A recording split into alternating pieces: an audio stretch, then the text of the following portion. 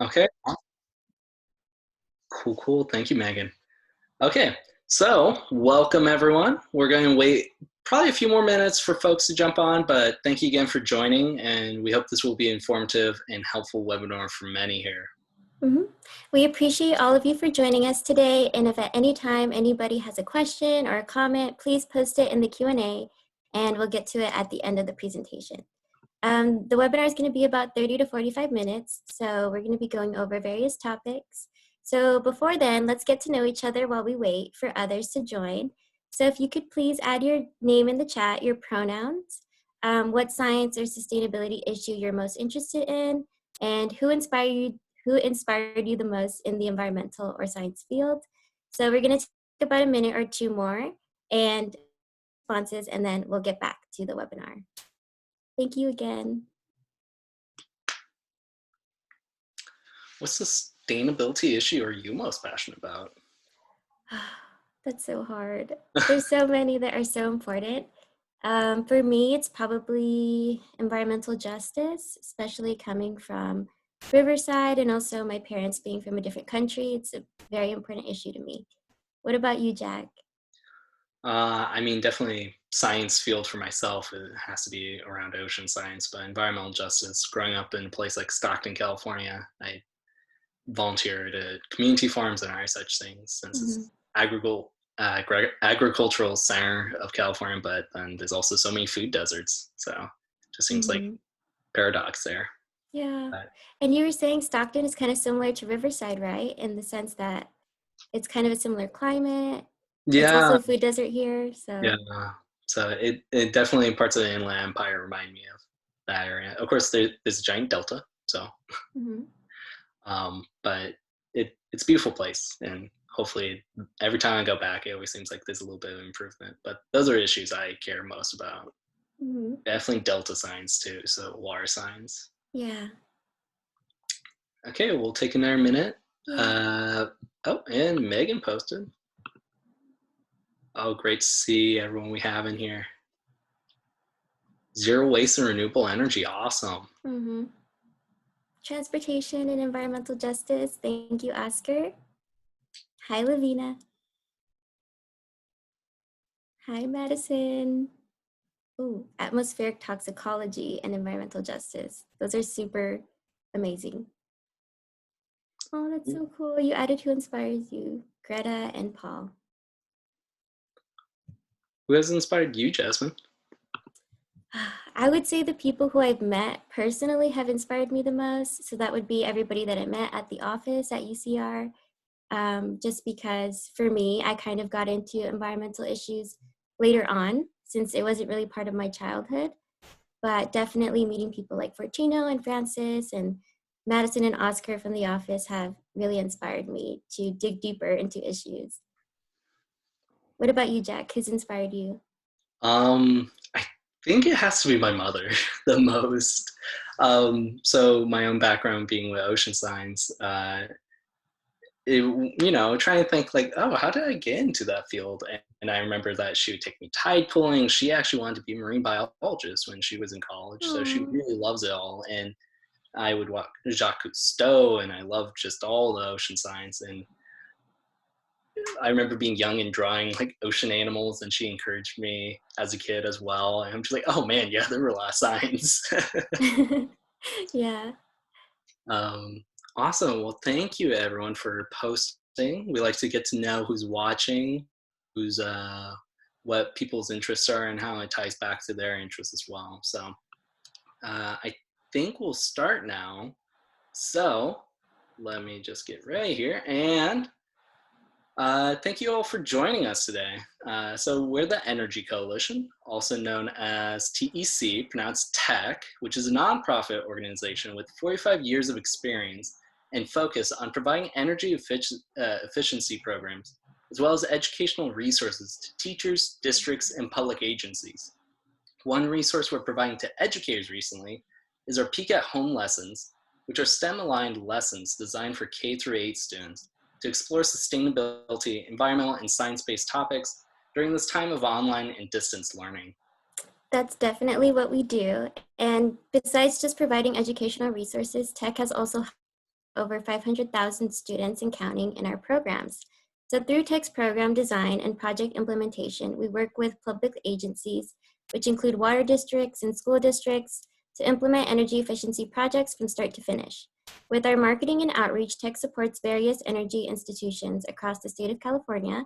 With our policy and master planning, TEC utilizes partnerships to promote health, social equity, and environmental justice, ensuring members of disadvantaged communities have equal access to the clean energy they need to thrive in our changing energy economy.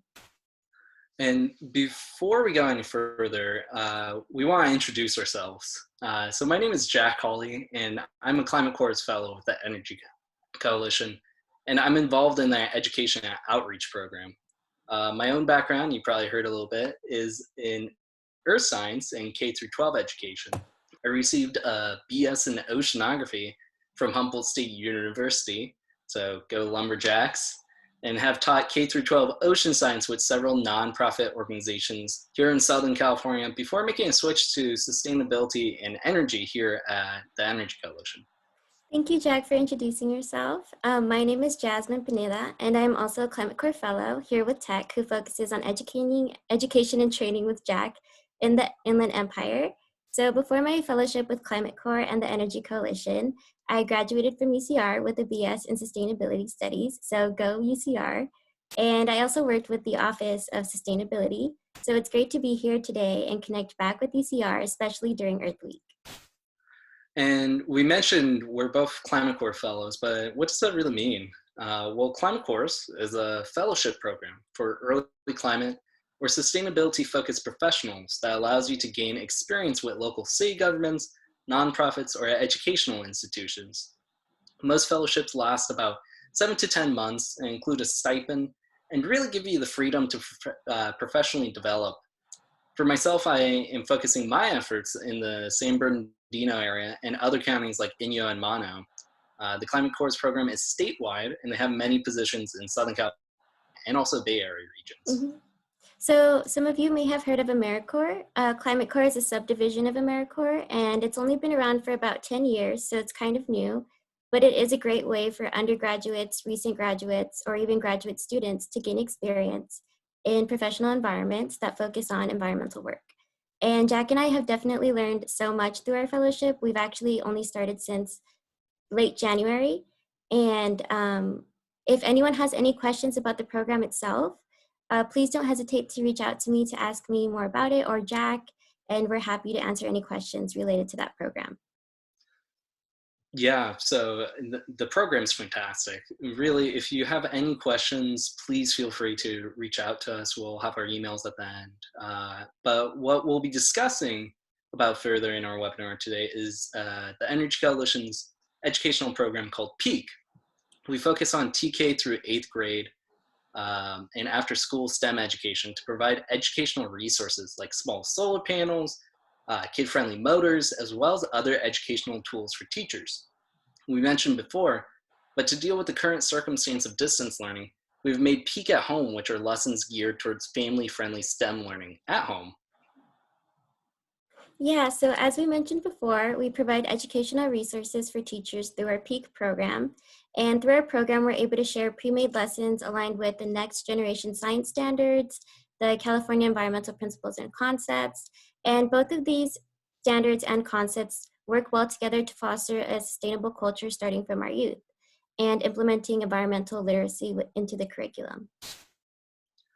And mentioning those lessons, we'll be going over one with all of you today. Our lesson here is called the plastic process. And this lesson focuses on teaching students about the process of creating plastic bottles and other plastics, and the following stages of the sale of plastic water bottles and the disposal of them too. Yeah, so if we think about where plastic comes from, what do we think? Is it found in nature? Is it found as is, or is there a process in creating it? Well, the creation of plastic starts from the extraction of oil, which is a non-renewable resource. And this extraction can begin in the ocean, in deserts, or even in Arctic areas. So when the oil is being extracted from the earth, it harms the wildlife that lives in these areas, and it harms their habitats as well. So once it's extracted, the oil is processed to make polyethylene terephthalate, or PET for short. So once these PET pellets are created, they're melted and molded to create the plastic container. And once the molds are created, the bottles are packaged and sent out to beverage producers who fill them up with water. By the way, about 1/3 of bottles are filled with filtered tap water. So a lot of water bottles there. After the water bottles are then put into retail stores for consumers to buy. So how many water bottles are sold per year in the United States alone? Well, we could kind of break it down. Every year, roughly 50 billion water bottles are sold. There are about 8 billion people who make up the global population, and the population in the United States is about 330 million. So that's a lot of water bottles that are being produced and purchased just here alone. So after 50 billion water bottles get purchased, where do they go? Unfortunately, only 20% of them will get recycled, and the other 80% will end up in landfills, in the ocean, or even just as litter. As we know, oil is extracted from the earth, and it takes oil millions of years to form. And when plastic ends up in landfills, or in our oceans, or in the streets, it will take hundreds of years to decompose. So, what is the life of a water bottle? The life of a water bottle is millions of years old. Now, what can we do to make a positive impact on our environment? Let's take a look at our next lesson. Just as we should be conscious about how we use plastic and recycle them, we as consumers should also be conscious about other items we utilize. Another PEAC lesson we'll be sharing with you today is called Be an Informed Consumer. In this lesson, students will be able to delve deeper into the ideas about what goes into a product they might regularly use and think about the hidden costs that we don't regularly think about when purchasing an item. Just as we did in our earlier lesson by being an informed consumer, we're looking at product from beginning to end and what does it cost for you to have that item. Mhm. So, just to think about other products that we use in our daily lives, let's use a t-shirt as an example. So the amount of energy and water that goes into making a piece of clothing is something that's not always recognized. And first, the cotton for a shirt has to be collected, then processed, then manufactured into usable fibers, then it has to be dyed into whatever desired color the spun, and made into the desired product. So to even get that shirt to the store, it requires a lot of energy just for the transportation alone. Then we can also tie in the social factor in creating this t-shirt. When buying a t-shirt at an affordable cost, consider where it was made and who made that product. Are these people being paid a livable wage when creating this product? Do they have good working conditions? All of these factors are important to consider when purchasing a product and can make a huge difference, not just in our environment, but also in someone's livelihood. So talking about our own lives as well, there's another product that we use every day sometimes. We use it to communicate with our friends and family, especially nowadays. We use it for work and we use it to interact with others virtually. This is our phone. So I know, like many, even myself, I have a phone as well, a smartphone. Uh, we like you really consider the process that phone goes through to reach us. Now, as technology continues to advance, there are new models coming out every single year and from various companies. The materials needed are valuable minerals, sometimes heavy metals, gold, other such things are very, very valuable. Require processing and a lot of energy to yield the small amounts needed per phone. So obtaining these materials can cause mining impacts such as land and agricultural degradation, metal pollution of water, soil, and air, as well as human rights violations and social justice issues. So one example of a large phone manufacturer is Apple, and I definitely own an iPhone. So Apple's manufacturing of phones contributes to a little over 3/4 of its carbon footprint. So just in manufacturing, 3/4, 75% is part of the carbon footprint, which is similar to other manufacturers. And it's also important to consider how long a smartphone is used before it's replaced with the newer model. I know a lot of people like to get the newest iPhone, which is every single year is a brand new phone. And if a phone's lifespan is increased to 4 years instead of 1 year, that can decrease the environmental impact by 40%. So if you like to increase the lifespan of your phone, ensure that you're conserving its battery life as much as you can, as this is the biggest issue when people decide to buy new phones. You can also protect your phone to decrease the chances of having to buy a new phone due to physical breakage. There are up and coming brands that make compostable phone case as well as liquid screen protectors too. So for example, we have one called Pila. It's a Canadian brand. Highly recommend. Um, and also, when buying a product, consider these things. What are the steps involved in creating this product, and what are the materials required? What type of costs are involved? Agricultural, industrial, residential? What type of natural resources are required? If you like to, or if you have young students in your home as well, we have a little chart as an example, and it's actually the one we use for our lesson for PEAC. Use this at home and try to look at certain things that maybe you haven't thought about the process before. I know for myself, I have a guitar here, and that requires metal, it requires wood, it has plastic bits as well. There's a lot that goes into certain things that we look at. And if we delve a little bit deeper, we can really understand those hidden costs inside all these different products within our own homes right now. So really take the time. So we hope you will all consider these questions, and we hope this was an educational lesson for you all. Mhm. So the last two topics that we covered were part of our lessons, and when I was growing up, these important lessons were not taught in the schools that I went to, and I didn't really learn about sustainability or connect the environment with my daily life until I went to college and I learned about it. And so that's why I think it's so cool and it's super important for students who are now learning about these issues at such a young age. And our first lesson, which is the plastic process, is actually catered for kindergartners. And our last lesson that we just taught was being taught in fifth grade classrooms. So I think that that's a super cool next step that we should be taking in creating environmental awareness, is just teaching our youth how to care for our environment, how to understand the processes that require all of the products that we have today. Yeah, absolutely. Fifth grade was a grade that I got excited about science, so it's a special grade in my heart. And also my favorite to teach too. So I do hope these were engaging lessons for everyone watching, and I hope this provides you all with some ways to assess your plastic use and purchasing habits during these times especially. But we would like to as well. So share with us why Earth Month is such an important time for you. By making a 30-second to minute-long video and tag the Energy Coalition at 1 million energy actions and energy is everything on social media. We would really like to hear back from you. And please tell us, why is Earth Month so important to you? I know for me, Earth Month is important to me because it's a time to celebrate our home and advocate for good change, healthy change in the way that we consider our actions every single day. Absolutely. And Earth Month is important to me because it reminds me why I got into a STEM field. To protect the planet, educate, and learn more about human interactions on this earth and how we can limit them. So send those videos our way, and we hope to hear back from you soon. If you want to post something in chat, let us know how you feel about Earth Month. Yeah, so if you would like to be involved a little bit further with the Energy Coalition, we do provide different opportunities for college students like internships. And a great opportunity with tech, if you're interested in environmental STEM education, is to join our Field Educator program. Our field educators partner with schools that want to teach PEAC lessons, and you'll be able to help in classrooms by teaching STEM-based skills and lessons.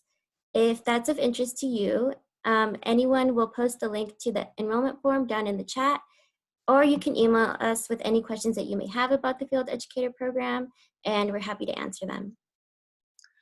Yeah, so we'll have that link posted in the chat, so keep an eye out for that. And as the teaching landscape has changed for many educators, what with schools being closed until the end of the 2019-2020 school years, we have been leveraging our Peak at Home lessons as a way for students to still interact and work closely with STEM and engineering principles while at home. But if you'd like to join our field educators, all you have to do is complete an enrollment form, which is the link in the chat, complete site visit forms when you teach a class, and do pre and post surveys while in the classroom.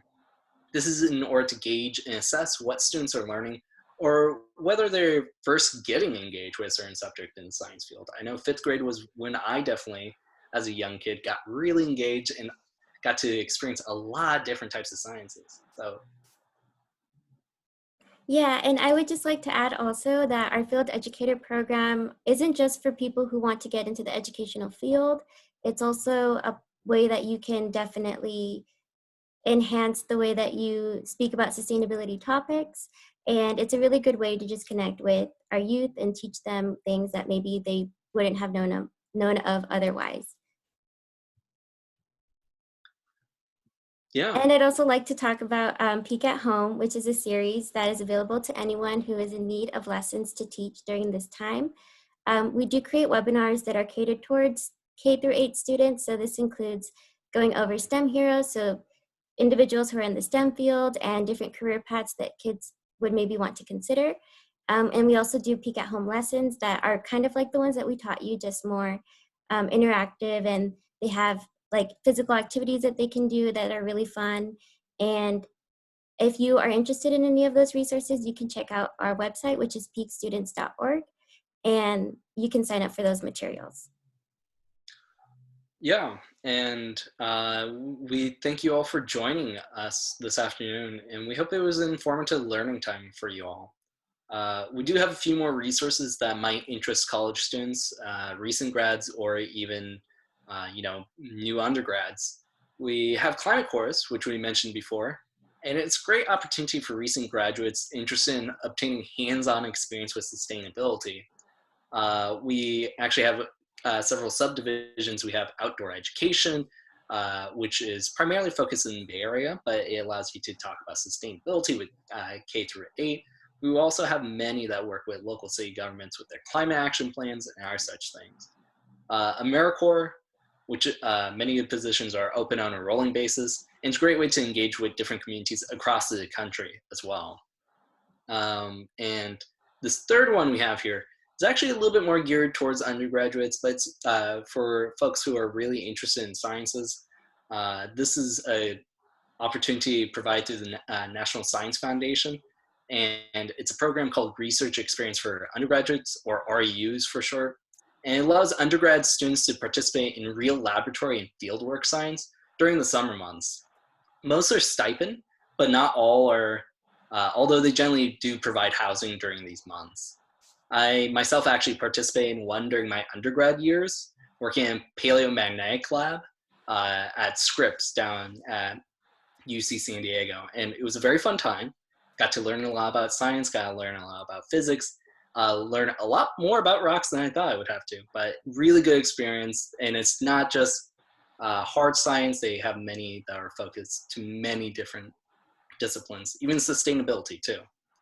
And then our last few here, we have also our resources here like LEED, which is a certification program through USGBC, the US Green Building Council, and rates buildings on their energy and water efficiency. And they have multiple green career resources open for recent graduates interested in sustainability practices and education. And our last resource we're highlighting here is USA Jobs, which is a leading way to connect with federal jobs, 500 plus agencies like NOAA and also EPA. And a lot of these job listings are very applicable for graduates with sustainability and STEM focuses. So I hope these are useful resources for many. But if you have any questions, feel free to contact us. We do have many more we can share.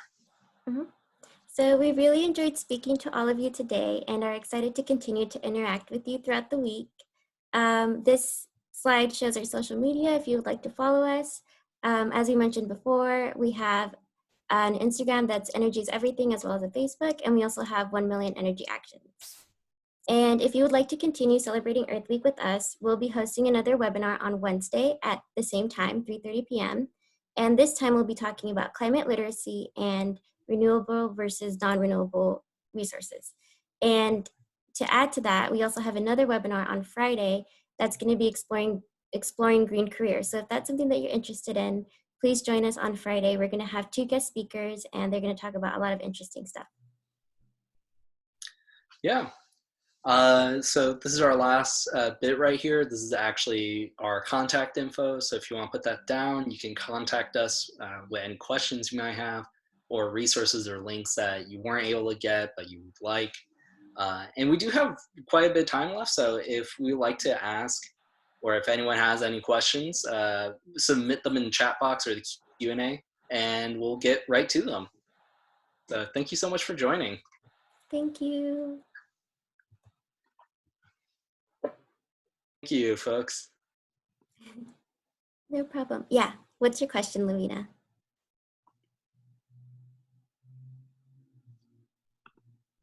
The anticipation.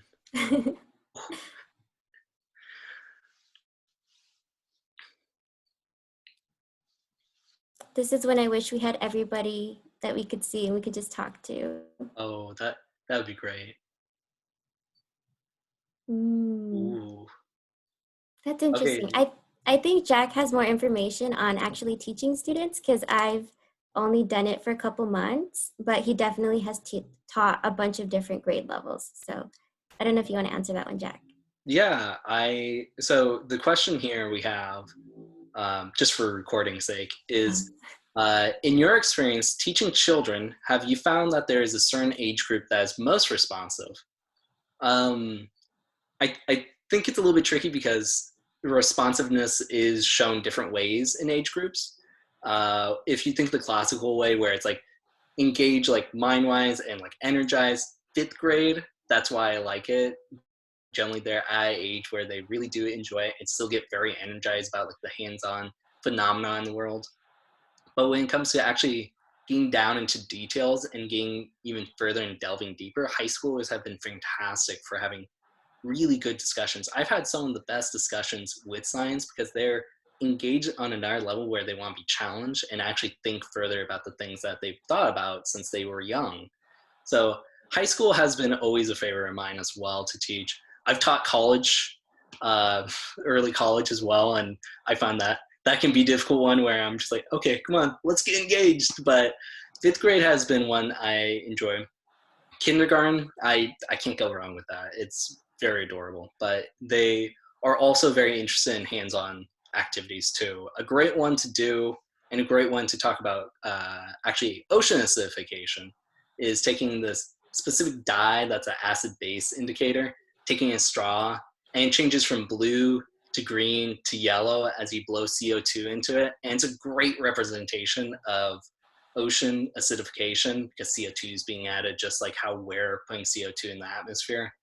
And I mean, no matter age from like K through 8 to even high school, like people get pretty excited about that. So it's great to see. Generally, children's at heart. It's good to always try to get good footing and clear understanding of what you want to portray too. And that's good for any level as well. Yeah, and just to add to that, what I found is that when we've done events with students, the younger ones are actually more responsive when it comes to doing the actual activity. Like they'll get super excited and sometimes they'll want to do it over and over again and they'll kind of have to be forced to put it down. So I can definitely say that the younger groups are more open to just learning more about fun things to them. So like if they want to learn about solar circuits and solar panels and how that creates energy and all of that, then I think that the younger group is definitely more receptive. But like Jack said, I think as you get older, you kind of use your mind a little more and you kind of want to think about these topics a little deeper. So Yeah. yeah. And I mean, enthusiasm also helps. If you're enthusiastic, people get enthusiastic about what you're talking about. I've had to teach general public as well, so anywhere from 6 to 65, and being able to just be enthusiastic about even the small details can make people wonder, like, why is he so happy about this stuff? So talking about energy systems, all that, really getting energized about energy is like what we want to be doing here. So thank you for your question. It's a That was a great good one. question. Thank you. So we still have time. If anyone else has questions, feel free to post them right now. We really appreciate being on here today, and we know the Energy Coalition definitely appreciates it too.